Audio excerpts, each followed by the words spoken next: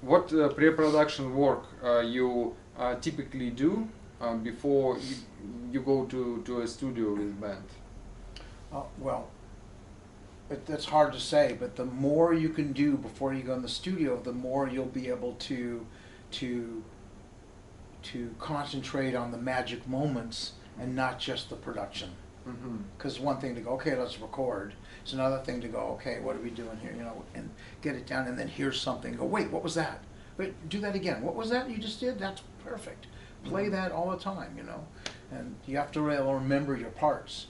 The worst thing that happens in a situation like that is I'll say, wait, what was that? And you go, what? What did I do? And hopefully you got a camera running or the tape running, and you could play it back and go, that. And he goes, oh, you mean this? Yeah, that. Hello.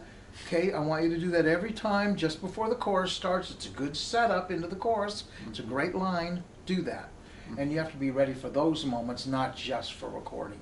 So the more pre-production you do in rehearsal or whatever and prepping for a recording, the better off you are to be able to catch those moments. It's sometimes a record label, they used to pay and put you in the studio and say, make a record, and they'd sit around and go, hey, I've got an idea, and they'd walk out and play on the piano and go, hey, that's a good idea, let me add a guitar part, hey, let me play a little drums. He goes, okay, and then over a period of a day or two, they've fleshed out a song. Mm-hmm. Well, that's pretty expensive, Mm-hmm. especially if you're going into a real studio where everybody can play. Fleetwood Mac did that and wasted tens of millions of dollars. A lot of times you just sit around. I wrote an album with my other writing partner in New York, and we sat around in their living room and said, okay, what's this song? And they go, how about this is the song, da da da da, you know. And we go, okay, well, how about changing this? How about, and over a period of an hour or two, we'd figure out changes and come up with a song. And then we'd say, okay, that one's ready to go, we'll practice that tomorrow, what's the next song? So you started adding and you practiced the songs you learned the day before or the week before or whatever, and then add it and then write another one and then add that to the collection until you had a full album's worth of stuff that you could play straight through and figure out what order you wanted to record them in and yada yada, you know, the different. But that's pretty much the way writers write anyway. And you also have to remember, everybody has to remember, writing a song is melody and lyrics. It's not drumming, it's not bass playing, it's not guitar playing, it's not riffs. It's melody of the song and the lyric of the song is songwriting. Unless you as a band decide that that it's valuable for everybody to get in a room and play while you flush out a song. But you have to have that understood up front. If you're a drummer and you want to be a writer, write a song. Because playing on somebody else's writing does not make you a writer. What is much more important, talent or hard work? What makes, what brings musicians on the top? Well, obviously it's both. But if you work really hard and you're a packaging type person and you have somebody that's in your band who's a great songwriter or a great singer and all that, and you can put those as business work-wise, you can put all those pieces together and make sure that everybody understands their position in it, and you become the leader of the band and you sign some paperwork between you and you do that, then hard work becomes the catalyst for talent. Because hard work's going to find talent. Talent never works hard.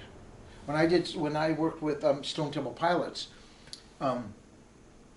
he used to sit on the floor and write lyrics on the spot while we were figuring out the tracks, right? He would write on the floor. He'd write the lyrics and he'd get up on the microphone and go, how's this sound? And he'd go, okay, play. And they'd play and he'd sing and they'd go, hey, that's cool, yeah, okay, well. Yeah.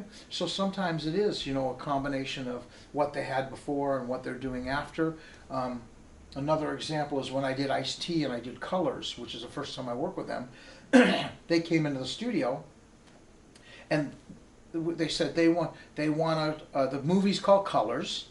It's with Sean Penn and Robert Duvall. We want a rap track as the main track at the beginning of the movie.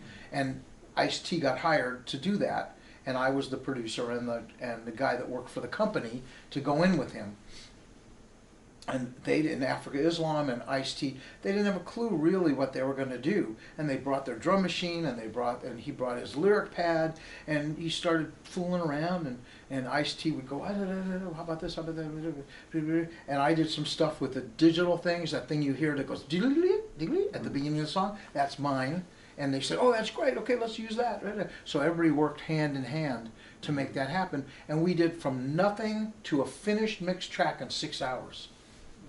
Which is like, and we turned it in a record label, they took it, the movie company used it, and that's the last we saw of it. What do you think about future of rock and metal music? But heavy metal music has gone from being songs to being theatrical, like you have in Germany and Europe and stuff. You have big heavy metal bands that are around, and they're very theatrical in their presentation in their live shows, and the music is great, you know, and all that. It's just finding your spot, and the more defined you get with stuff like heavy metal and rock, the smaller the market really is. And one band owning a big chunk of that market makes them a lot of money, but there's not a lot of room for 20, 30, 50, 100 bands. So you really have to find your little niche. You know, a band called Procol Harum. And I didn't work with them, but I loved that. That's one of my favorite bands. Procol Harum wrote an album called Salty Dog, and they played along with the London Philharmonic Orchestra. And it's just beautiful. I mean, it's just rock and heavy, and not heavy metal, but real rock with big orchestrations and stuff with it. And that changed the scenery a little bit. So if you could find some combination of things that works, that makes you stand out in your genre of music, and people buy that, like they did with Procol Harum, then you've got something to talk about. There's something to play. So it's not about does one work or one not work, it's what are you going to do to find your niche in that style of music. What do you think about DI recording? When we record guitars, just signal and reamp the after. What is better? Well, reamping is always great. It's always a great idea.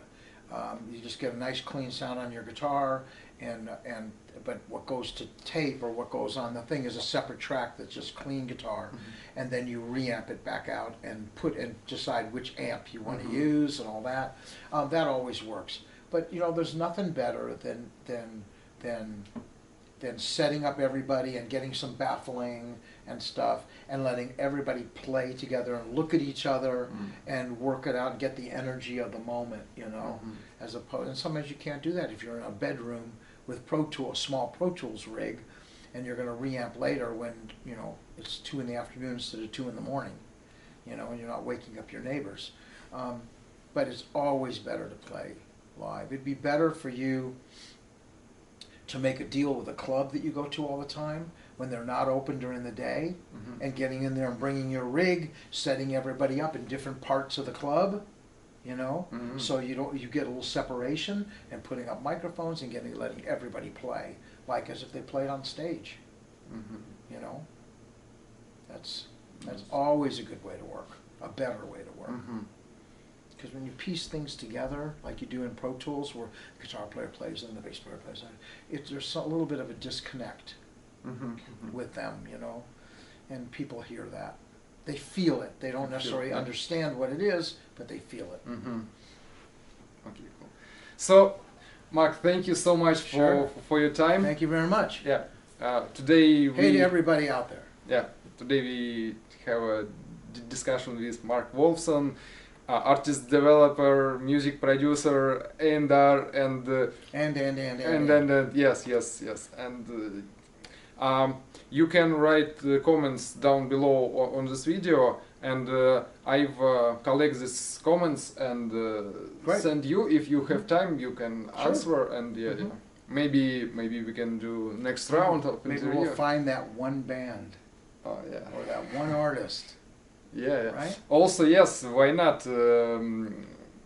Links. Yeah. Links. Yep. Good SoundCloud links, YouTube links, they all work. As long as I don't have to download anything, I'm happy to listen to anything. Thank you so much. Sure. Yeah. One more time. Thank you very much. Bye-bye.